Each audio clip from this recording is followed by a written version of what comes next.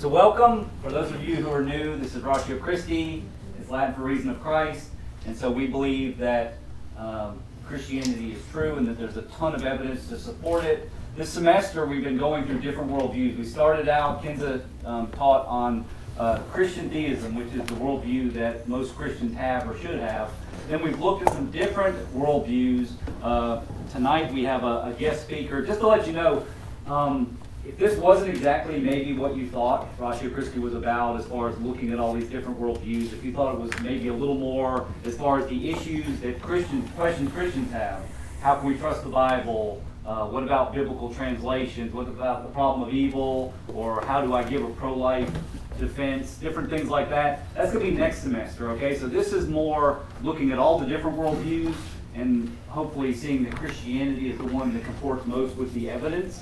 Next semester is going to be a lot of in-house issues, a lot of questions that people have, either Christians have, or that people who are looking at Christianity, maybe it's objections that they have about Christianity, like, how do you reconcile some of those difficult passages in the Old Testament, or if God's this God who's, ordering, the Canaanites being killed versus Jesus who's turned the other cheek, right?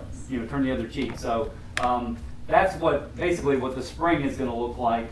But we're going to finish wrapping up this semester with some other worldviews. Tonight we're going to be talking about New Age. Next week, John Zeno is going to be talking about postmodernism on campus. The week after that, we have a friend of the ministry, Sam Ibrahim, who is a Coptic Christian from Egypt, who's going to be talking about Islamic theism. And then Mike Sherrard for the last Monday of the month. So, but tonight we have the pleasure of hearing Joe Easterling. Joe is a friend of the ministry. He's an associate pastor at Northside Baptist Church, which is up across kind of from Laney. It's the big Silver Dome church that you might have passed. But he's brilliant. He's about to get his 8th or 9th degree or something like that. But we always love hearing Joe share with us. So if you would, welcome Joe Easterling.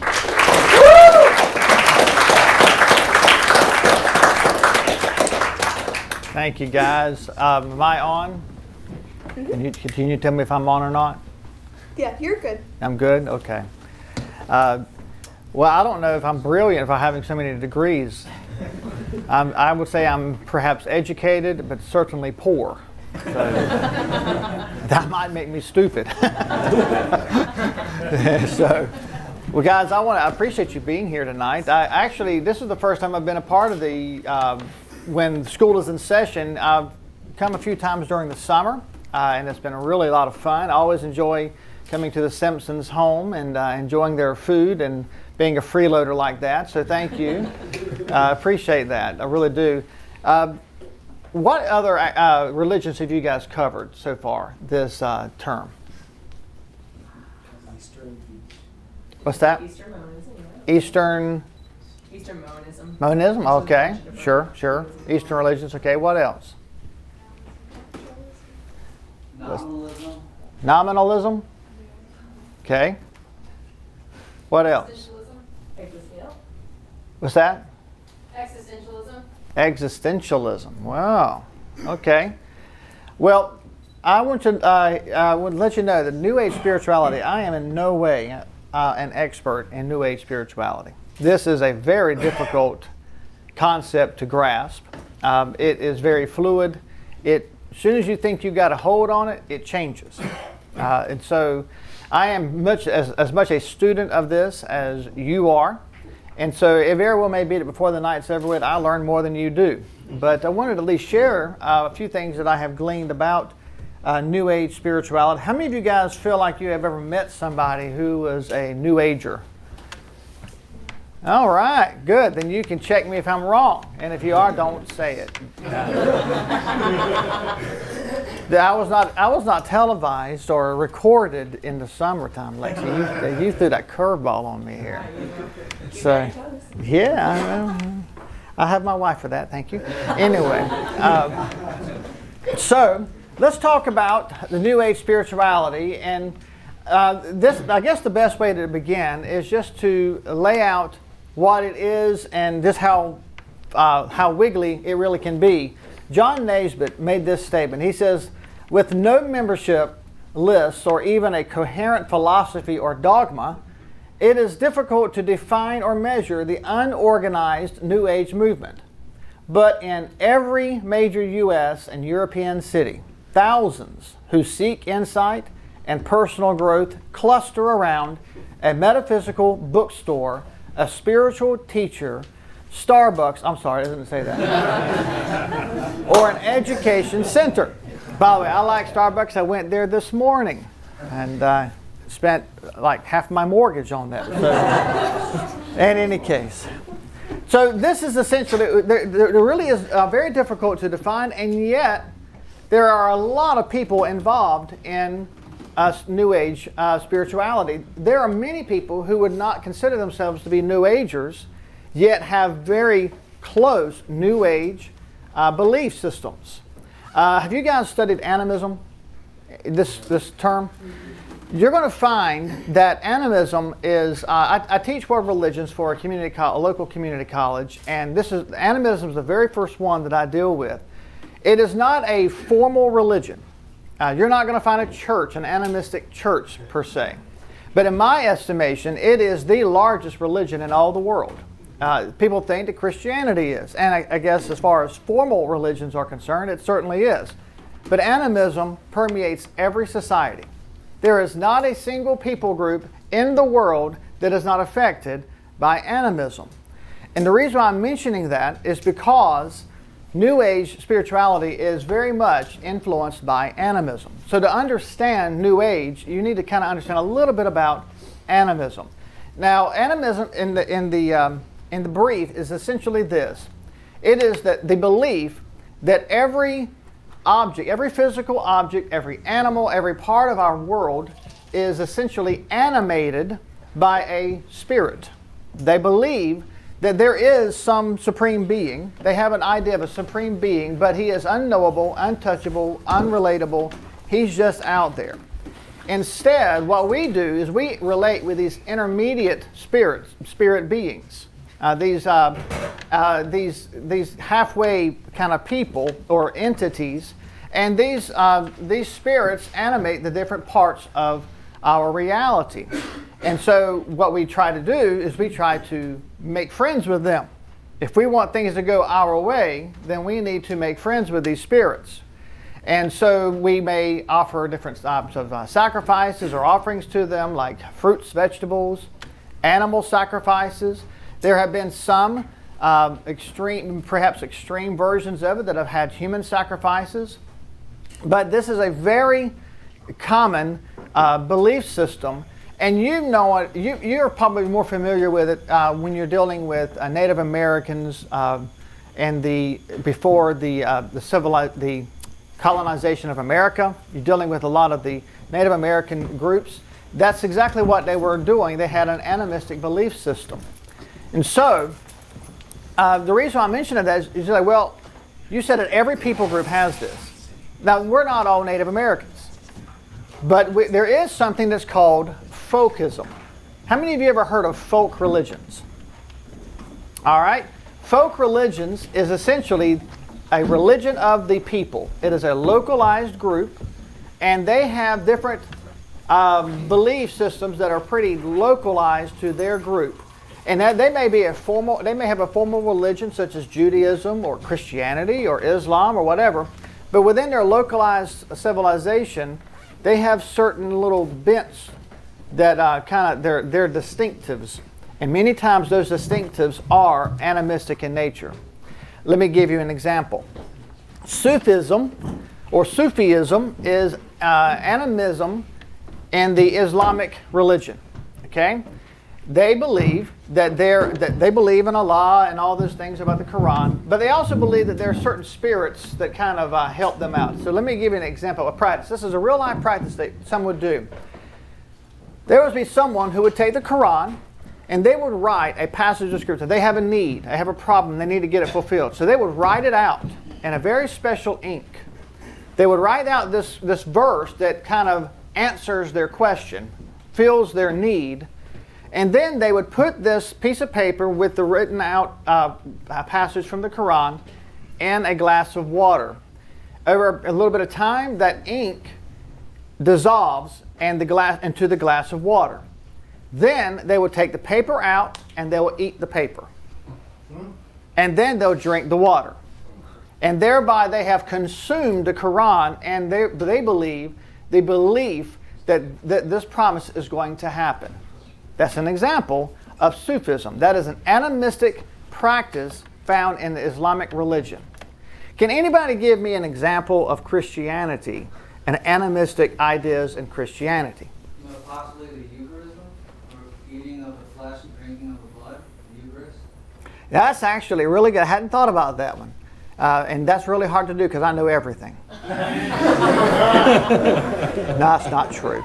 I could see where you would see that, where you would get that. And you know what? There could be a particular event in that with regards to the Catholic faith coming to that conclusion. I don't know that they would agree with that, but I could certainly see a parallel there. Praying to specific saints for a specific problem to get what you want, perhaps. Perhaps. I would say that's a good idea. How about kind of going a step farther and making a deal with God? Lord, if you'll do this, then I will do this. That you're appeasing God as if he's some sort of spirit being, right? How about something a little more universal? Everybody would recognize. Like the word of faith kind of movement, like where if you repeat something over and over and over, you can like speak it into existence. Like that's a possibility. You guys are way too deep for me. I mean, that's really good. All of those are excellent. I was thinking more like holidays that we celebrate as American Christians, such as Valentine's Day. Now, St. Valentine was a real person. He was a great, great Christian martyr. And what I would recommend all of you guys, this is kind of a side note, before you start celebrating a holiday, you ought to look at the history of it. If for no other reason, you know why we're celebrating it. St. Valentine and St. Patrick were incredible believers. You ought to at least be able to appreciate it. But let's go to St. Valentine's. We celebrate St. Valentine's Day. I have no problem with St. Valentine's Day. What are aspects of St. Valentine's Day that you might find a little peculiar? I love you. What's that? Somebody saying I love you all day.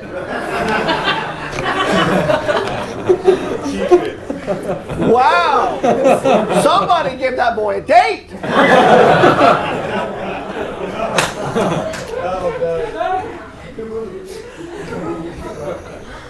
Anyway, Cupid. How many of you guys have ever seen a naked baby with wings and a bow and arrow? You know what I'm saying? I mean, Cupid, the whole idea of Cupid is very much a focused aspect of the Christian religion. How about St. Patrick's Day? Anything peculiar about that? Leprechauns. Leprechauns and a pot of gold, right? 4-leaf clover that gives you good luck. Those types of things are very much an animistic bent that's found in the Christian faith. Every religion has it. Every society has it. The New Age spirituality is replete with animism. And that's what I need you to understand. Now, because of that, I want you to notice something. There we go. Among American adults in 1996, 7% believe that healing or energizing power can be found in physical things. And most common thing were like crystals. Okay, not crystal meth. Though there's a little bit there. Okay, anyway. 9% believed that various mediums like psychics, tarot cards, astrologists, things like that, are reliable bases for life decisions. 8% believed in astrology as a method of foretelling the future. That's in 1996. I graduated high school in 1995. That was my freshman year in college when this came out. Back then, the Flintstones were on television, not on Netflix. There was no such thing as Netflix. 20 years later, 21 to be exact, 42% now believe in America that there is healing and energizing power found in physical things. 42% of American adults, according to the Pew Research. 41% believe that various mediums are reliable bases for life decisions. And 29% believe in astrology as a method of foretelling the future. In 20 years' time, those numbers went from single digits to 40 digits, and 2 of them are approaching half of the American people. This New Age spirituality is very real. Whether they want to claim them, people want to claim themselves as New Agers or not, it's very much a part of our American society now. So it needs to be kind of aware of what's going on with it. By the way, it's not just in American society as a whole. This is also from that Pew Research. And among Christians, 37% believe in spiritual energy can be found in physical things. 40% believe in psychics. 29% believe in reincarnation of Christians. 26% believe in astrology. Among evangelical Christians, those who believe that Jesus Christ is the only way to salvation, that the Bible is completely true, and is the only source of real authority for this life, those are evangelicals. I would be one. 24% of evangelicals believe in spiritual energy found in physical things. 33% believe in psychics. 19% of evangelicals believe in reincarnation, and 18% believe in astrology. Now, my humble opinion is these are self-proclaimed evangelicals. Given the definition of one, I would question, I would want to look at their ID. Nevertheless, it gives you the idea that New Age ideas are permeating our society in every aspect.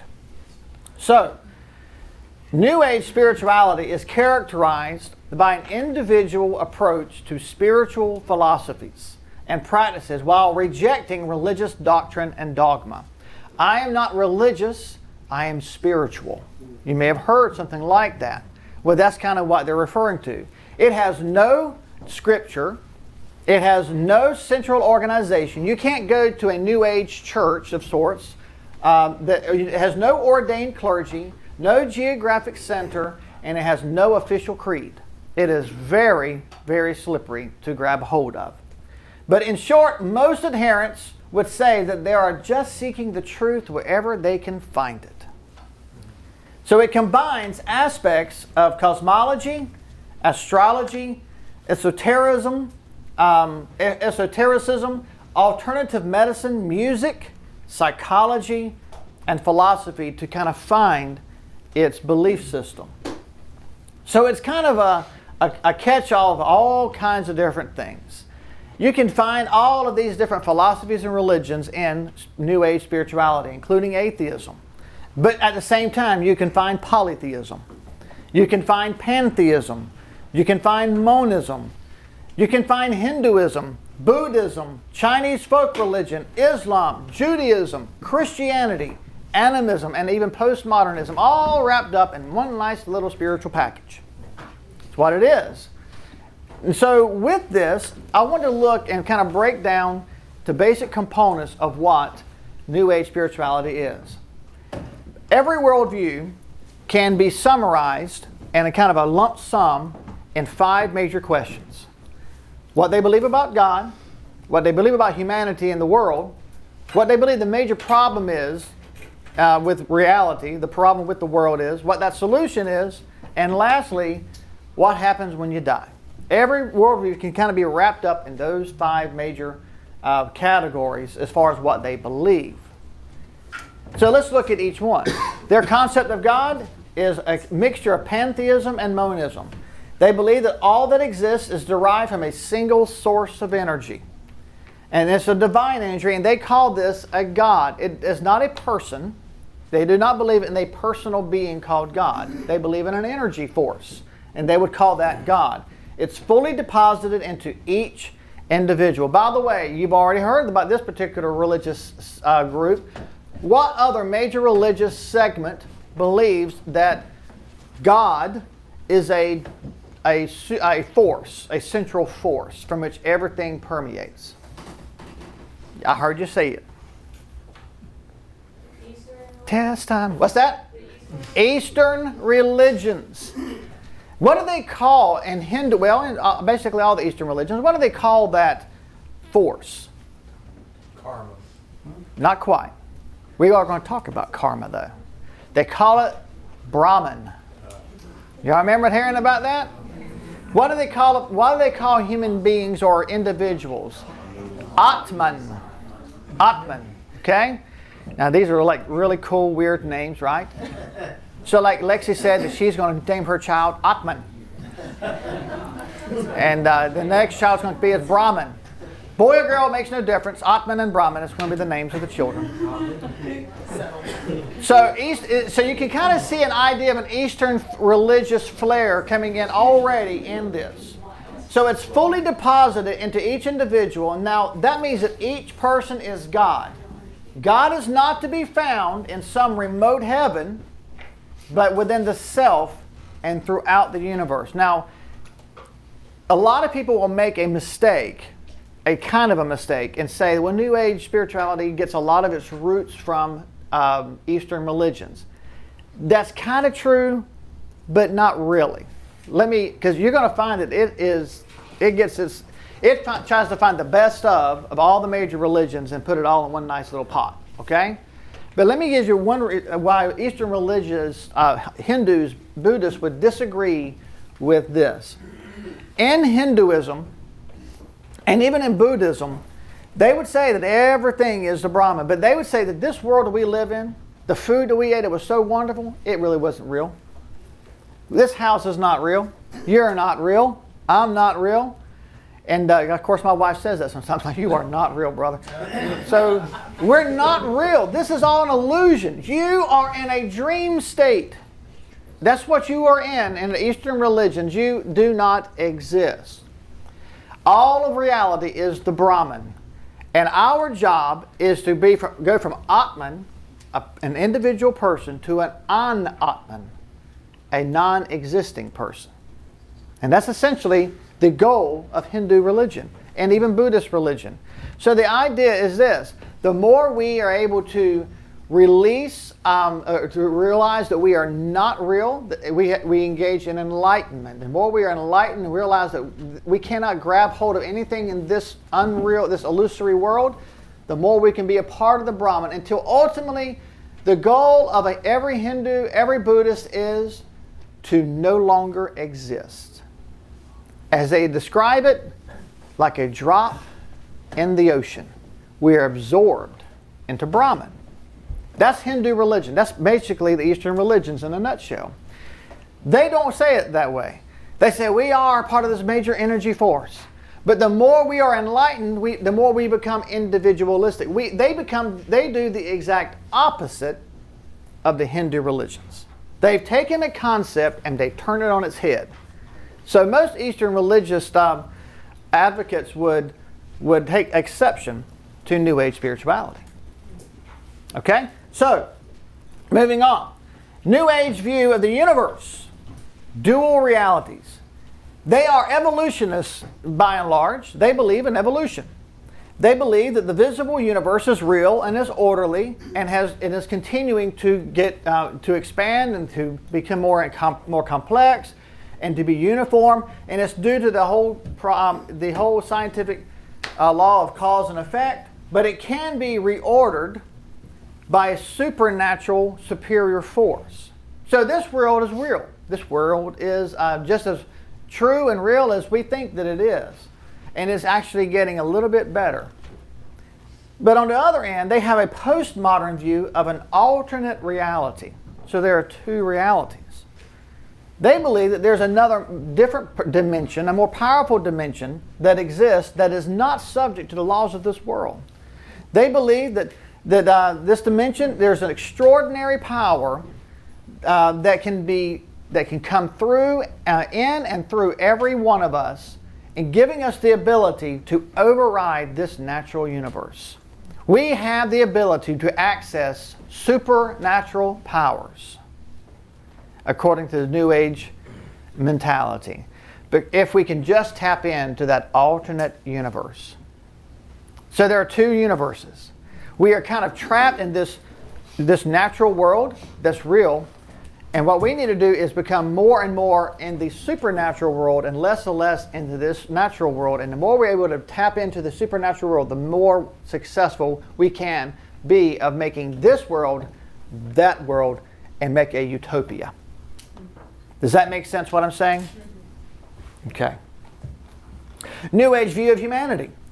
Very much a humanistic optimism of individuals and societies.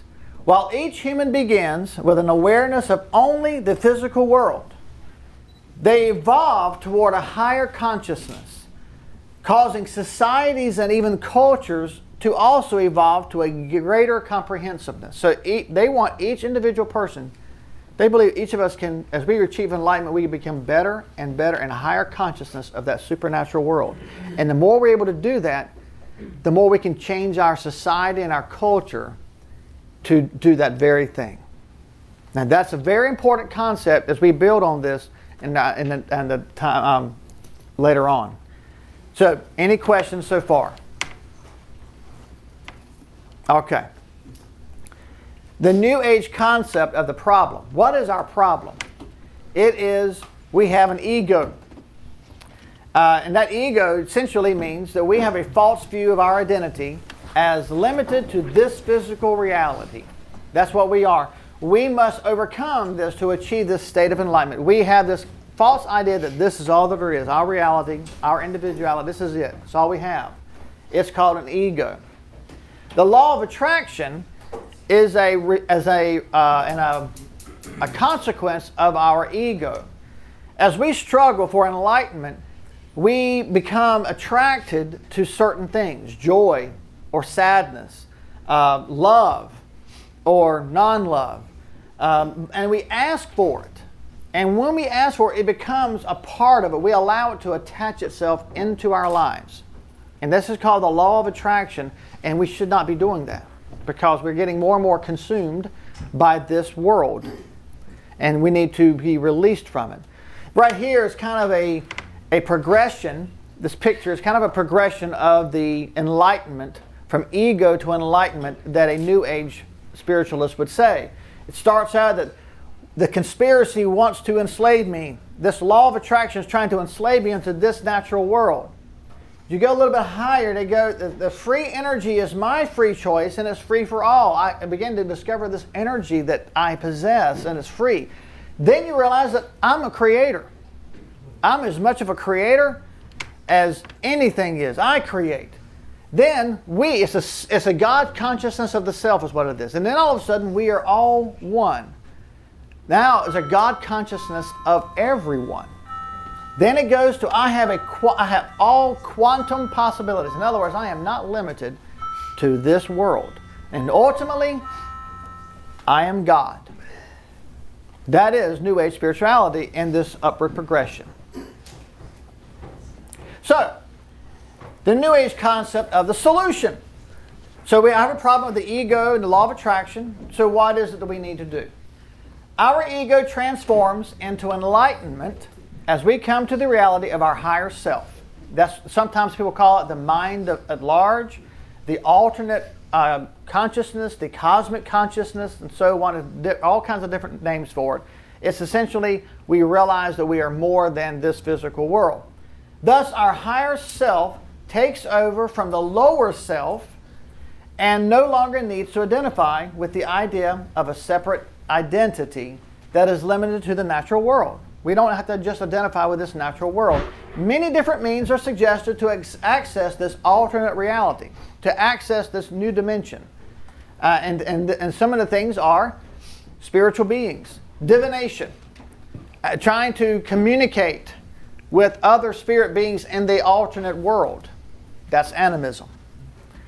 You're also dealing with channeling, astrology, teleology, crystals, meditation, New Age music, divination. And by the way, who can tell me where one might find New Age music?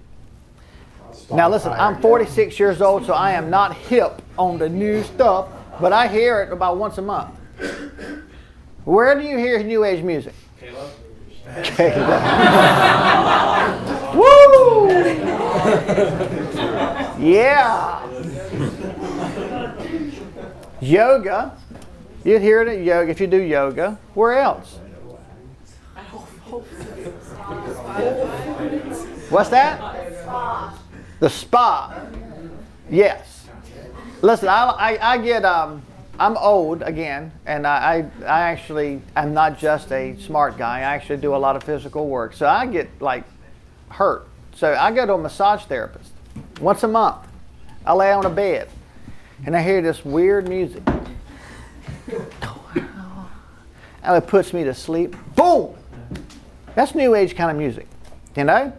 And so that's kind of the idea of enlightenment. You find these different avenues, these different bridges from the physical world to this other dimension. And that's the solution, is to achieve enlightenment. And ultimately, New Age concept of the afterlife is reincarnation. Now, I want to share this. That is the most common belief, is reincarnation.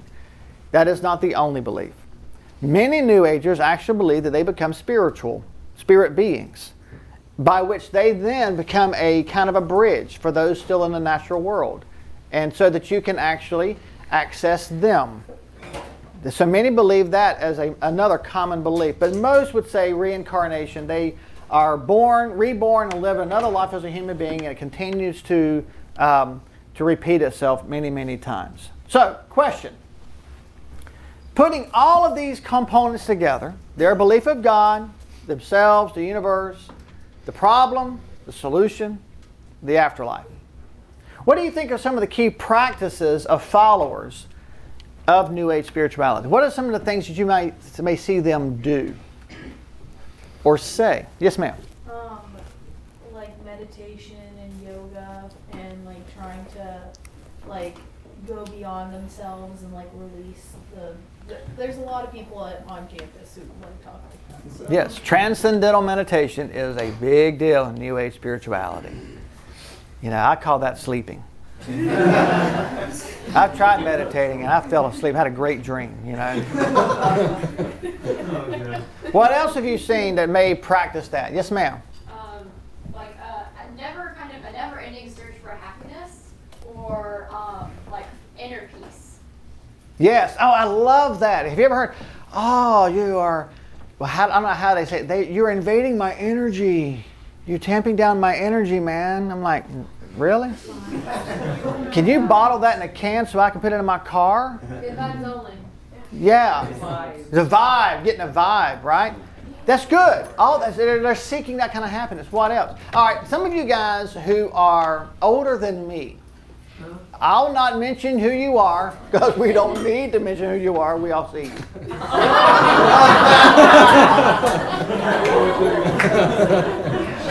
Tom Jasky.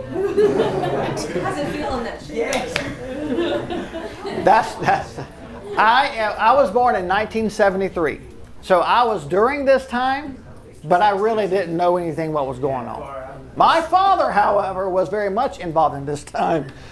This is really when the New Age spirituality kind of gained some steam. What was really big during that time? The use of psychedelics? Psychedelic drugs, baby, during the Woodstock era. Absolutely. We'll not have a show of hands on who participated in such craziness. My father was one. Yeah. Which is why he's a psycho today. No, that's not true. All right. So these are certain things that you say. Now let's look at some of the practices, how they may manifest themselves. Again, while you have those 5 major milestones of a belief system of a worldview, there are 5 major ways that they're revealed. They can reveal themselves. There's more ways, but these are the 5 major ways. What they believe in morality and ethics. What is right and what is wrong. It manifests what they believe. What they believe is their life purpose, their career choices. For instance, if you are a follower of Judaism, you're probably not going to be a butcher of pork. You know? So your belief system is determined your life purpose was determined oftentimes by your belief system. Your family. You have people who have a lot of family. They really take for real what Hillary Clinton said, that it takes a village, so they just make their own, right? But it's all based upon their life. They're a lot of times based upon their belief system, how they worship, and also their belief system of society and government. And you're going to find that to be particularly interesting among the New Age movement. So, morality and ethics, they believe in karma. They believe that it's partially as a result of our attractions. The choices we make accumulate results in accordance and proportion to these choices. Good choices give good results. Bad choices, bad results. Now, and so that's where you kind of, most people understand in America, understand karma in this way. They say that's an Eastern religion concept. It is not. It is a perversion of the Eastern religion karma. Because Eastern religion karma says if you do anything that attaches you to this world, you get karma. Good or bad, you get karma. So all karma is bad karma. There is no such thing as good karma in Eastern religions. But here they have, it's basically, they just say what comes around goes around. They have basically put an Eastern concept onto a Jewish concept, which is called the law of retribution. That God will bless those who obey Him, and will chastise those who chastise Him. That is a very much an Old Testament concept, and they have taken that and they have used it and they've labeled it an Eastern concept, because that karma just sounds cool, right? Karma. Yeah, man, you're going to have bad karma. Holistic health. A collection of healing techniques deviating from traditional medicine. It attempts to cure disorders of the mind, body, and spirit, thus promoting wholeness and balance. Some practices include acupuncture, crystal healing, homeopathy, massage, various meditation methods, psychic healing, therapeutic touch, reflexology, and so on. This is that holistic medicine idea. You know? So, by the way, I'm just going to, some people may disagree with this. How many of you ever do yoga? Few of you do yoga. Why do you do yoga? Because it's exercise. It's exercise. Don't you realize that you are worshiping the devil for doing yoga? I get massages. Massages have a very much a New Age bent to it. But you know what? I ain't going to stop getting massages because it feels good. Yoga can be, most anything can be used in a very bad way, or it can be healthy. I want anybody to do, what's that called, that thing, that weird dog thing? The downward dog, right. Yeah, you don't want to see me do that. Anyway, so I'll be going down all right.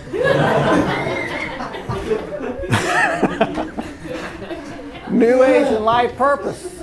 Individual aura. Oh, this is a good one. And ecological responsibility. They believe that everybody, though it's invisible to most people, every one of you have a glow about you.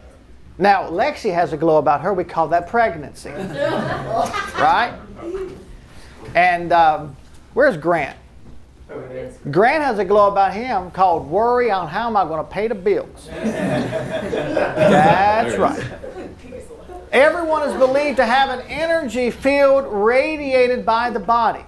This force that we all have that we can transmit, it glows like a light bulb with the energy inside.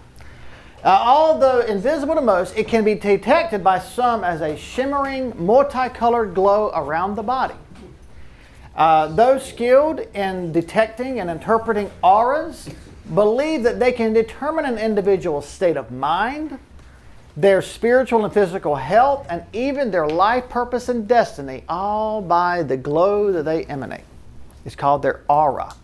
You ever heard anybody talk about, you have a beautiful aura about you? What color's mine? You know? They also believe in ecological responsibility. They are very much important to them because it's preserving the health of the earth, because they believe that the earth, we call it Mother Earth. Some people know it as Mother Earth. They call it the Gaia they believe the earth is a living being. So a lot of people who are environmentalists are very much New Agers. Now, I'm not saying that if you want to take care of the planet that you're a New Ager. I think we ought to take care of the planet because we are supposed to be stewards of God's blessings on us. It's the only one He gave us. We ought to take care of it. But it's not Mother Earth. You know, the Earth is not Gaia and so on. But they have an idea that by abusing the Earth, we're actually abusing an entity, a being. And so this is all a part of their concept on the life purpose. Family. They believe that interpersonal relationships are opportunities to learn about oneself. It's very much a self-centered religion, by the way, if you haven't noticed that. Very much individualistic. Everything that they're doing is to improve this self. And so you have relationships that are destined to be repeated. You mess up a relationship, okay. So what have I learned about myself? So I can do it again, and I'm going to learn something else about myself. And that's very much the idea of interpersonal relationships and New Age spiritualism. Have you ever heard of indigo children? Indigo children are believed, and you'll see there's a zodiac, I think that's right, zodiac era that has produced indigo children. We're going to talk about that, but these children are believed to have been born in recent decades. You may be one of them. With special powers and indigo-colored auras. Some feel that the special personality factors among them result in them being diagnosed with ADHD. How many of you guys have been diagnosed willing to? You are indigo babies. You got an aura about you. That's right. And they just don't understand their special qualities and needs. I was having dinner when one of the students, and there's a special needs student. I mean, there's student studying special needs education. And we were talking about how intelligent some of them are. I mean, really, they're brilliant. They really are. And so sometimes they just outthink us, and that's our problem, not theirs. And so, but they're indigo children. This is kind of this idea that they're having. Have you ever watched The Golden Child? That's an old movie with Eddie Murphy. Eddie Murphy. Yes, The Golden Child. He was an indigo child. And so now you're like, is that on Netflix? I don't know. It's on Amazon though, I'm sure. New Age and worship. Here's the kicker. Since everything is God, it's a pantheistic idea, only one reality exists. All religions are simply different paths to that reality. And it's often illustrated as a mountain. And there are different paths, some easier than others, toward the same summit. So we're all ultimately going to be at the same place. They anticipate a new universal religion that will contain elements of all the current religions, but will evolve and become a globally celebrated religion. Now, some of you Bible scholars your clock ought to be ticking at this moment. Okay, now, another discussion question. What are the ultimate desires and expectations of New Age proponents regarding the world? So we've done 4. We have not done society and government. That's the last one. What do you think are their desires and their expectations from their New Age perspective for the world at large? Their eschatological, that's their end times belief system. Peace. Peace, man. Okay, that's true. That is absolutely right. Globalism, a globalistic one world society. Global one world society. How many of you ever heard of the phrase New World Order? Right? This is where it comes from. Now, by the way, there has been some accusations about New Agers that says like these are politicians that got a secret society, underground society, and they're creating it. Listen, that's a conspiracy theory, okay? Kind of like Trump broke a law. That's a conspiracy theory.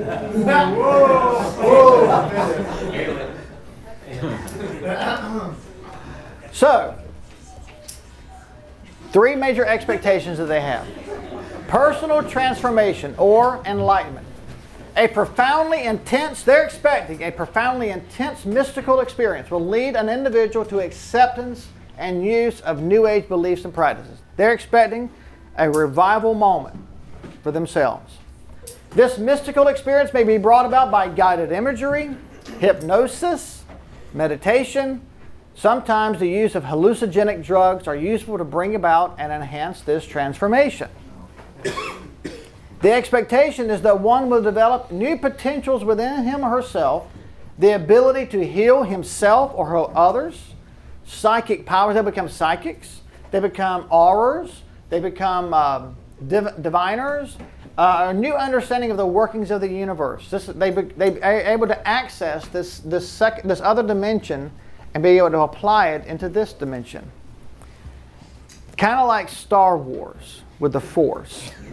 By the way, that was very much in the 80s, in the late 70s and 80s. That's when New Age as a popular entity hit its zenith. You don't hear much about New Age like that anymore. It's still there. It's just a little more subtle. But it was sexy in the 80s. So because you had Star Wars, man. Everybody loves Luke Skywalker. R2D2. Everybody loved Darth Vader. This clown is playing Darth whatever now. Stupid. Anyway. Kylo Ren or whatever his name is. He has a bigger nose than me. Anyway. Finally, when enough people have achieved these powers, now here's the thing. When enough people have all these powers together, like when Alexius accesses this and Grant accesses this, Chase accesses this, and John accesses this, and Tom, and we have enough people, then the entire culture changes. A major spiritual, physical, and psychological and cultural transformation will happen across the globe. So, we have entered in what the New Agers call the Age of Aquarius. How many of you guys like musicals, like Broadway musicals? I love them. How many of you ever watched Hair? Came out in the late 60s. Hairspray? No, not Hairspray. No, that's a good one. Hair. Hair. There's a song in Hair. The opening song in Hair. The Age of Aquarius. The Age of Aquarius. That's where they get it from. The Age of Aquarius is a reference to the precession of the zodiac. The Earth passes through a new sign of the zodiac every 2,000 years. And some believe that the Earth entered into a constellation of Aquarius in the late 19th century. Some say the late 20th century. But anyway, it's the dawning of the Aquarius. Even still, whenever it began, they say we're in that age right now. Others believe that it occurred somewhere at that point. Now, the reason why that's important is this Age of Aquarius is supposed to bring about this new enlightenment, a global enlightenment, is to usher in world peace, is to usher in this world prosperity, this utopia. And we know this as the New World Order. The global utopia will emerge as the natural world is transformed by the power of the alternate universe. Enough people have access to it, they can bring it from there to here. It is transformed, and as a result of the exponential rise of New Age adherents who have been transformed themselves or they've been enlightened, and this global utopia will become reality. And in this global utopia, you will find one world government. Everybody will have one system. It will also have an end to wars, disease, hunger, pollution, and poverty. And it will end all forms of discrimination, whether it be gender, social, economic, racial, whatever the case is, because our separatisms, our racial divides, our socio-ethnic divides, things like that, will be replaced by a concern for the entire world and its people. That is New World Order that they are ushering in, or they were seeking to usher in. Are there any questions? Yes, sir. If they're so concerned about their self, how does it suddenly change to being all about other people? That is a great question. And I think what they would say, I mean, I'm not a New Ager, so I'm not even a young ager anymore. I'm a middle ager. But I would say that they would probably suggest that there's focus on the individual. If you can fix you, and she can fix her, and everybody can fix themselves, then we can actually fix the world together. So you don't need to worry about them. You need to worry about you. And this is kind of how their idea would be. And if everybody worries about themselves, then the world will be a better place. Kind of like when Jesus said, don't take the speck out of someone else's eye, take the log out of your own. Well, he didn't actually say that. He said before you take the speck out of someone else's eye, Sure. take the log out. Now that implies he did not say that you don't need to address the speck in the other person's eye. You just need to take care of yourself first. And so, but that's exactly what they would say. They would say, you just need to worry about you. And if everybody worries about them, then the world will be a better place. And that's essentially the idea, the philosophy behind it. That's a good question. Yes? So I get how you under there where you search for inner peace kind of proactively, but how do you react to suffering? For instance, a family member gets a disease or some kind of external suffering happens. How do you react to that? Instead of just, do you just meditate on it? Or? That's a great question. I don't know if you're familiar with, there's a book, and of course I would mention a book and now I can't remember the name of it. Anyway, in this particular book, Stone Street was one of the author's names, and it just went out of my head. He offers 4 tests. Every religion, every worldview should be exposed to 4 different tests, including Christianity. The first one is the test of reality. Does this thing make logical sense? If it self-contradicts, if it does not fit the laws of logic, it needs to be dismissed. So that's the first one, the test of reality. I'm going somewhere with your question. Number 2 is the test of the outer world. If it has historical claims, those historical claims ought to at least be able, the evidence that we have ought to at least not dismiss it, but preferably it endorses it. For instance, we claim that as Christians that Jesus Christ resurrected from the dead. That is a historical claim, right? So if somebody were to dig up the bones and all of a sudden do a DNA test and say, this is Jesus Christ, he's still dead, brother, then we would have a problem, right?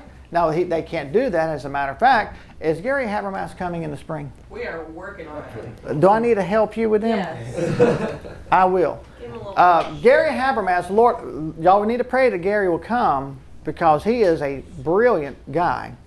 And anyway, his claim to fame is the minimal facts of the resurrection of Jesus Christ. He can prove in 6 historical facts that Jesus resurrected from the dead, and no scholar, lost, secular, Bart Ehrman of UNC Chapel Hill cannot refute these facts. He just has to say, I understand they're real, but I choose not to believe. Okay, this is Gary Habermas. He's for real. Point is we have a lot of evidence for the outer world. And so New Age ought to be able to have evidence. We ought to be tested by the outer world. Do their claims actually, their historical, archaeological evidence to support their claims? Number 3, which to your point, the test of the inner world. Does this religion, this worldview, does it answer life's hard questions? Why is there suffering? Why is there love? Why is there hatred? Why is there goodness? Why is there badness? Why are these types of things? Why do we have these types of things? It has to have an answer for those types of questions. And that's to your point. The last one, by the way, is the test of the real world. Can I live out this religion as it's taught? And if I do, what kind of person will I be? Will I like myself at the end of the day? And those are the types of questions you measure any religious worldview. Now, to answer your question, they would say, we have not arrived. They never say that they stop reincarnating. So they would contend that in this natural world there are life and death. And so there comes a point where everybody dies.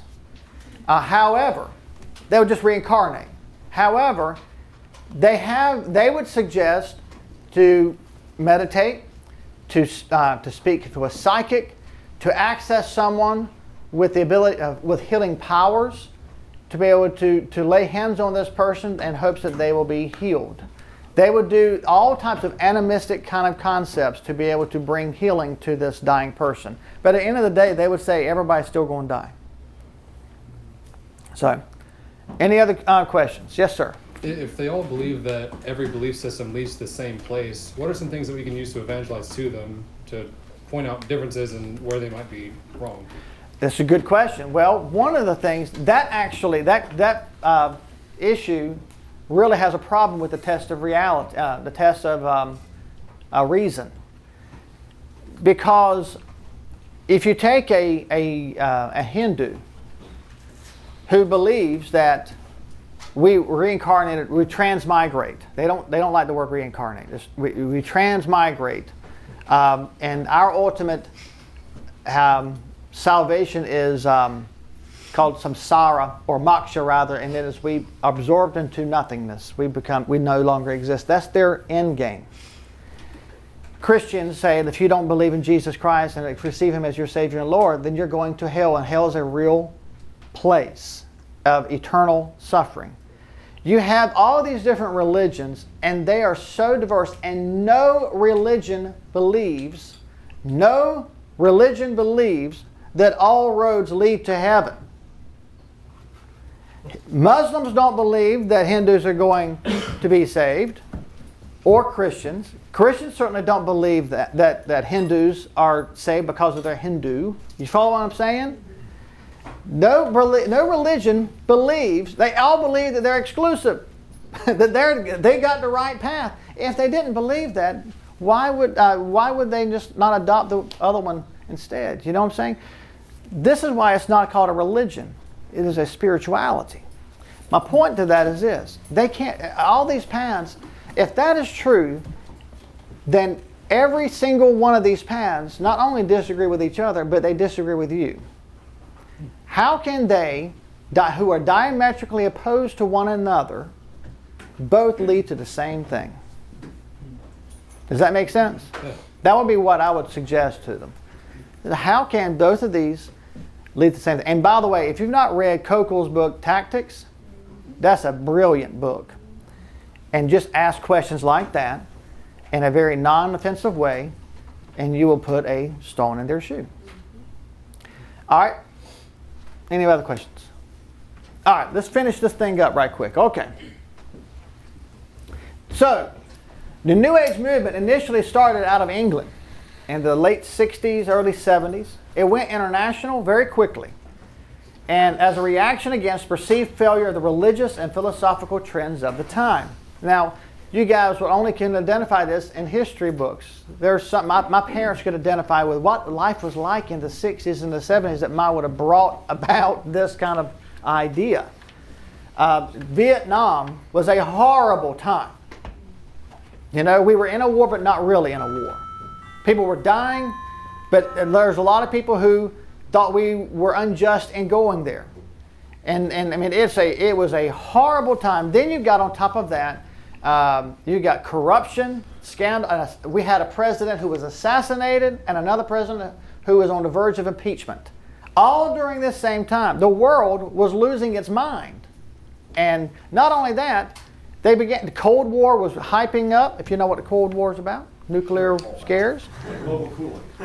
Not global cooling. Wow, millennials. All these things were happening, and on top of that, evolution was starting to be realized as not so true. It was losing its steam. And they're like, and beyond that, even if they believed in evolution, it's like, well, that doesn't answer these questions of why is there suffering? And so they began to seek another world. And since we couldn't quite, we could just barely get to the moon during that time, the only way to get to another world is in your mind. And so they began to try to transcend to a different place by use of different pieces of Eastern religion and things like that. That is part of the reason why the drugs really were a big deal during that time. They were trying to escape this crazy world that they were living in. Hair, 1971, East West Journal. All these were very much the product of a New Age, the rise of New Age. Celebrities such as Shirley MacLaine and more recently Oprah Winfrey are probably the two most famous advocates of New Age spirituality. How many of you knew that Oprah was a New Ager? I didn't know that. Yeah, I would forgive her if she'd given me a car, but no. So this is what New Age is about. Now, question. What do you think is the attraction of New Age spirituality? What is the attraction there? The fact that it's like 85, 90% true. A lot of it is I wouldn't necessarily, a lot of it is true, a lot of it is good. 85, 90% of it is good. It's all for the betterment of yourself and for the people. So yeah, absolutely. It's easy. It is easy. Just got to learn how to be still and be quiet and close your eyes and meditate.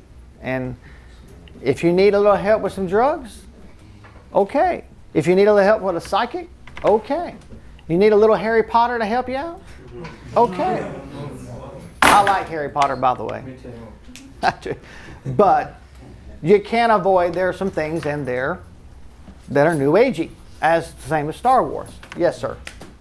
Probably this acts as like an escape method from the broken world that we live in. Absolutely. I totally agree. Yes, ma'am. Yeah, I'm gonna hop off that and be like, it's this new hope, and we go from like nihilism and existentialism where it's like nothing means anything to now everything means everything. So like, there's this new found like I can fix it myself if I just work on myself, and there's this new everything's not just over. Like there's something to look forward to. Yep. As like a pendulum swing.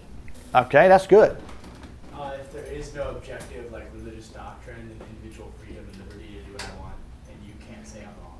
And on that point right there, what does that sound like in modern day? There's a philosophy that says that very thing. Huh? Moral relativism? Yes, but there's a bigger umbrella that moral relativism is a product of. Come on. You go mail something at the post office. Postmodernism. I was trying. I was desperate, right? Hey guys, listen. Do you know why it's called postmodernism? It's after modernism. So, who can tell me what modernism, the philosophy of modernism, is about? What's that? Scientific naturalism. All that exists is what you can see, taste, touch, smell, and hear. That is what modernism. The champion of modernism is evolution, is science. That is what empiricism. That's what it is.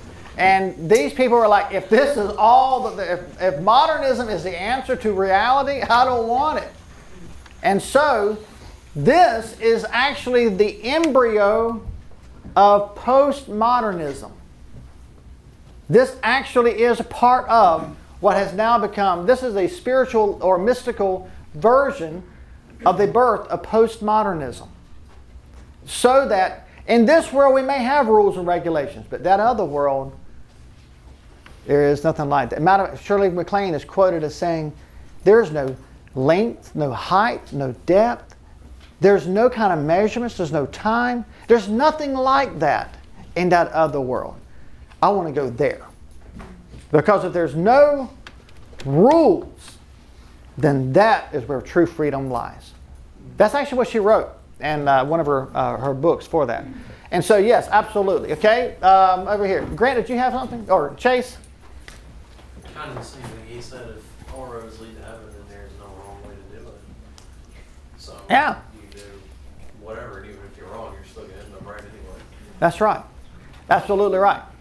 I think it fulfills the deepest kind of sin desire that we had when humanity fell. That we wanted to be God and we wanted to be in His place, and it puts Godhood back in the hands of humans.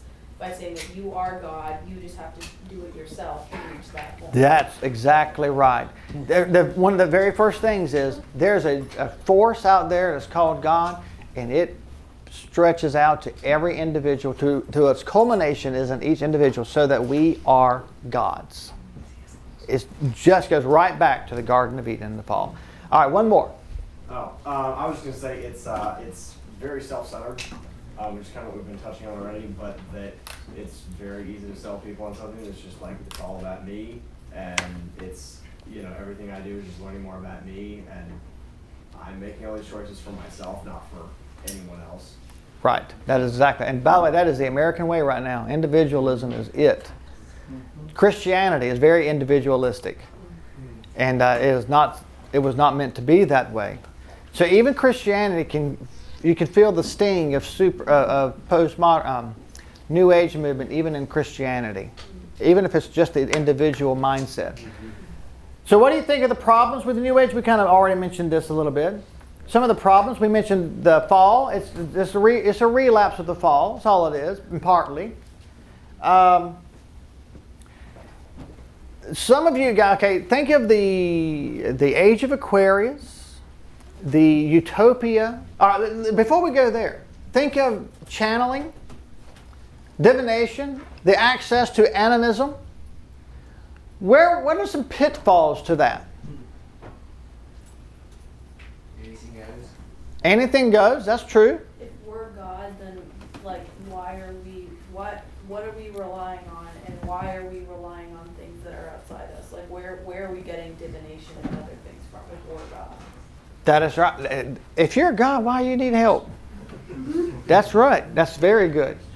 There's even a more sinister problem with this. One of the big things in New Age spirituality is the acquiring of a spirit guide.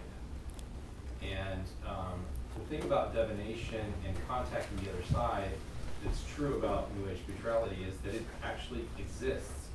And so when you go to a medium, when you go to a psychic, this and that, it's not like it's not like it's make-believe. So the danger is that you are contacting the other side. The danger is, the reason why it's prohibited in the Bible is because you are getting information from the other side. And so what do you do with that information? There's no possible way that you can verify it in any way, shape, or form. I'll piggyback on. You're absolutely right. Listen, divination is absolutely true. All that stuff is real. Don't think it's just like Ouija board. That stuff can be very, very dangerous and very, very real. And yeah, there is an example, one, where divination occurred in the Bible and the person whom they were seeking actually was conjured up. One example. And the witch of Endor was afraid she was going to die when she found out who she was talking to. So when you go to channeling, maybe you want to talk to your long-lost granddaddy, and ask why. And that's really, and some people have very sincere hearts about what they wanted to communicate. Like, why? I just want to tell my husband who we had an argument just before he left, and he died in a car wreck, and I've never had closure. People like that want to be able to talk to their loved one to put some closure, right? Problem is, you may get to the other side and be able to communicate. You don't know who you're talking to. Because the Bible's pretty clear. Unless God intervenes himself, to be absent with the body is to be present with the Lord. The only 3 people in all the Bible that came back from the dead and were physically seen, who can name those? You Bible scholars? Of course, one we just mentioned, it was Samuel. Samuel was the one with the witch of Endor. That's good. And who else? Moses and Adam. And when did they show up? In the Mount of Transfiguration. Mount of Transfiguration. Huh? Okay, well, I'll give you a laugh. What about that Jesus guy? South Africa. What about that Jesus guy? You know what I'm saying? Millennials. Listen. Was that you, Grant? Yes, I don't like you anymore. But I'm talking about conjuring up where they actually end up, they're not resurrected. They're just brought back for a period of time, and then they go back to whence they came, right? 3. Samuel, Moses and Elijah. Without going into a lot of detail, somebody have their Bible. I know this is a Bible study. I can't believe you'd actually have your Bibles. Turn to John chapter 3. I think it's around verse 13. Of course she has her Bible. She has her phone. Modern technology. I did not have that in college either.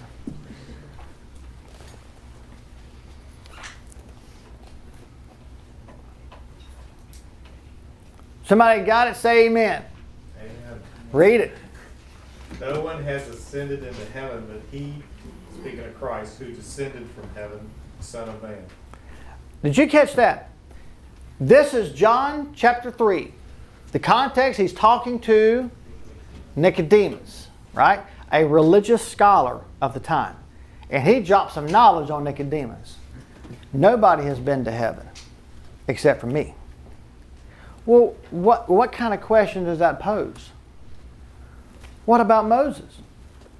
What about David? What about Elijah? What about all the Old Testament prophets? You ever thought of that? He just said nobody's been to heaven except for Jesus. What about the Old Testament saints? Where were they? Sheol. Bosom of Abraham. Sheol is the Hebrew term, just means death or the other side. It's just a very general term. It means death. It can in the place of the unknown. In the New Testament, we call that Hades.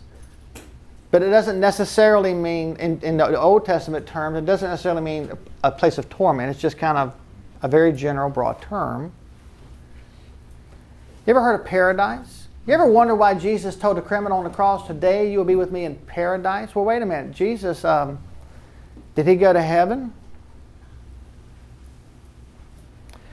Without going into a whole lot of detail, because I wish I could, but we'll be here till 1 in the morning. Knowing some of you people will be here at 1 in the morning anyway.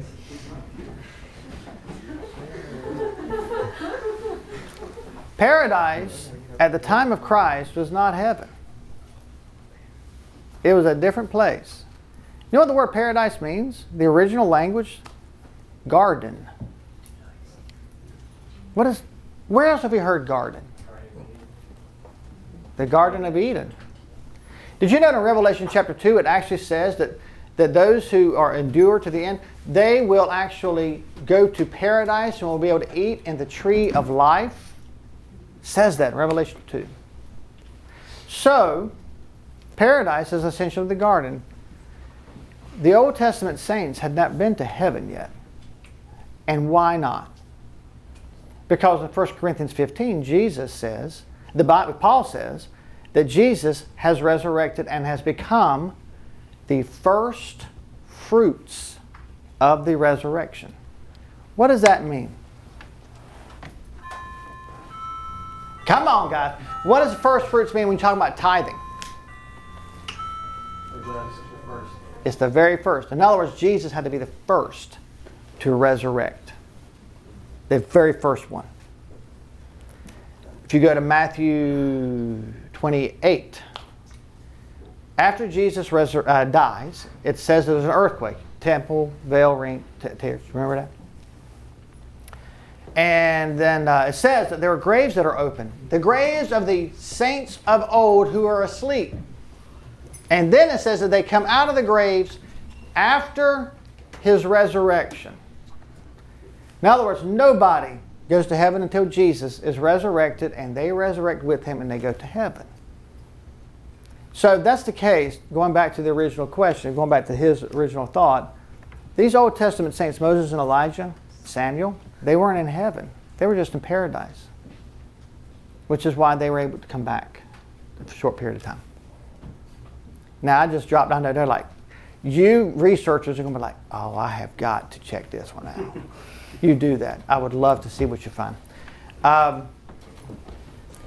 If you're not going to talk to, if you don't know who you're talking to, who might you be talking to? If you're trying to channel your loved one, you don't know who they are. They can sound like this person. They can even give you knowledge that this person would have known. Who could you be talking to? You could be talking to the demonic forces.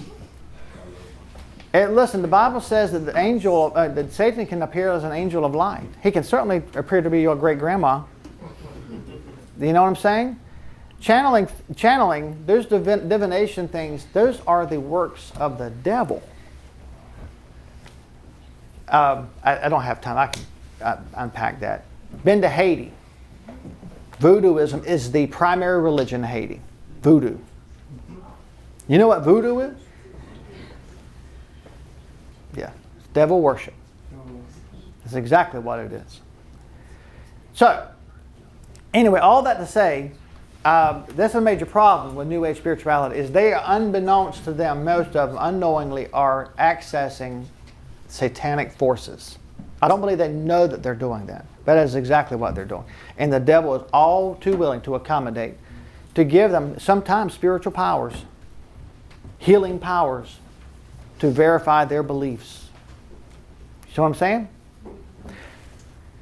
Now, this New Age movement, New World Order, what did we say that was going to happen there? One world government that's going to end all wars. All forms of discrimination is going to cease. What does that, might that sound like? Is there a one world government? It sounds like when the Antichrist will take over. Is that not a possibility? I'm not saying this is what it is. I'm saying that it does not sound like, well, you know what, it could be real. One world government, no wars any longer. So these are some of the dangers. Again, I'm not telling you that they're all Satanists. They're not. They're not all Satanists. But they are accessing, unbeknownst to them, some spiritual powers they know not of. And I honestly think that they are oftentimes finding themselves being played into the hands of the devil. And this could be one of those possibilities. Okay? Any last questions? And I'm done. Yes, Lexi. I have a question for you. So I have a friend who's compiling a lot of research right now, possibly for a book, and she's specifically looking at a particular church who is defending practices like the use of not tarot cards, but what they would say Christian versions of these things, because they would argue that any practice, you find the good in it and then you redeem it for Christ. And so that's how you can do these things that are definitely more New Age. What would you say to someone who might think that way of like, oh, well, if there's good in it, then I can redeem it? I would say any kind of philosophy like that, you need to take it to its end. Lead it to its end. Okay, let's take the philosophy. Anything that is of the devil, we can redeem it and use it for Christ. Okay? Well, in the Valley of Hinnom, during the time of Solomon, they worshipped a god named Molech. Molech essentially was Satan worship. And one of their primary practices of worshiping Molech was sacrificing their infant children into a fire. A big old fat guy with a belly in a furnace, and they would slide these children into this fire. How are we going to Christianize that one? Baby dedication. No, I mean, how are we going to do that? So you can take certain. I do appreciate the idea of sabotaging the devil and turning it on his ear to something good. I understand that concept, but not everything is that way. It just can't be done that way. Why? Here's what I don't understand. You're going to get me on my soapbox. Why is God's blessings not good enough that we have to take the things of the world and make them Christian? Why isn't it the other way around? Why aren't the stuff that we have so cutting edge, so top shelf, so high quality that the world is envious of us and says, you know, I want some of that? Why is it that we always borrow from the world? It should be the other way around. So why would we want to take tarot cards and choose to use them for Christianity? Why do that? Why don't we find something that they're going to want? You see what I'm saying? That's what I don't quite get, you know. Even our music, our culture, our pop culture, Christian music, and I'm not an old guy. I like all kinds of music. I really do. I love all kinds of music. But there are sometimes like you sound just like people that I listen on. You sound like Leonard Skinner. I like Leonard Skinner, but I don't necessarily want a Christian group to sound like Leonard Skinner. You know, I'm just saying. Why do we always have to take the things of the world and make it Christian? Why can't we be the ones who are the cutting edge? That's all I'm saying. So, any other questions? By the way, C.S. Lewis was good at making things top shelf and people wanting to borrow from him. C.S. Lewis knew how to do it. Have you seen the new Mary Poppins? Yes. Full of mysticism and New Age. Oh, absolutely. Walt Disney was a Satanist. I'm just kidding. You bet it does. It is. Listen, it permeates into everything. It's all over the place. I'm trying to think of. Think about the New Age. I'm telling you. Have you ever bought a car? You want a particular car, and you're driving down the road, and nobody has this car. As soon as you buy that car, everybody's got the car. You ever notice that? It's really annoying, right? Well, so what I hope, if you don't get anything out of this tonight, there's a couple things I want you to get out of it. Number one is this. It doesn't have to have the big label, the big billboard that says New Age spirituality. You've seen what it looks like, their philosophy behind it. Now let's see how many times you can spot it in a given day. It is everywhere. The 80s and the Shirley MacLaines and the Oprah Winfrey's, that whole glamorizing it is gone. New Age spirituality is not in vogue anymore like it was. It is still there. And as a matter of fact, I think it's far more powerful because now it's below the surface. It is like that crocodile waiting to attack. It is everywhere and you don't even know it. See if you can spot it each day. Just try to spot it. So I think that's one of the things. And so Mary Poppins, you're going to find it in pop culture, in art, in music, in movies, in your books that you read, all kinds of different things like that. You're going to find it. It's important that you are able to identify it so that you don't get caught by the trap. That's one of the biggest things. And the second thing is measure it. Look at these tests, measure it, say, okay, what's wrong with this picture? Why doesn't this dog hunt? I'm in the South, I can say that. You know? So, those are the two things you ought to be able to do, is identify it and then analyze it. Why is this not right? Okay? Any other questions? You guys are so much fun. I'm not going to be able to sleep tonight. I get jacked up when I come over here. So, all right. Well, guys, I'll hang out as long as you want me to if you have other questions, as long as it's not about Calvinism.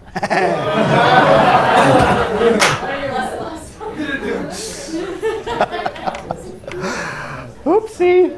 All right.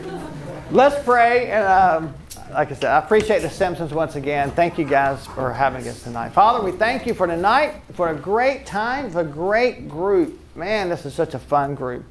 I pray that you will give them blessings and protection every day throughout their college life. Lord, I pray that they will be shining stars of the gospel each day, that they are the epistles of Christ written on to the world of the lost that they will come encounter with every single day. Let them recognize that they have authority from Almighty God because of their intimacy with you. And they don't have to be afraid of anybody. They don't have to be intimidated because they have the real God in their corner.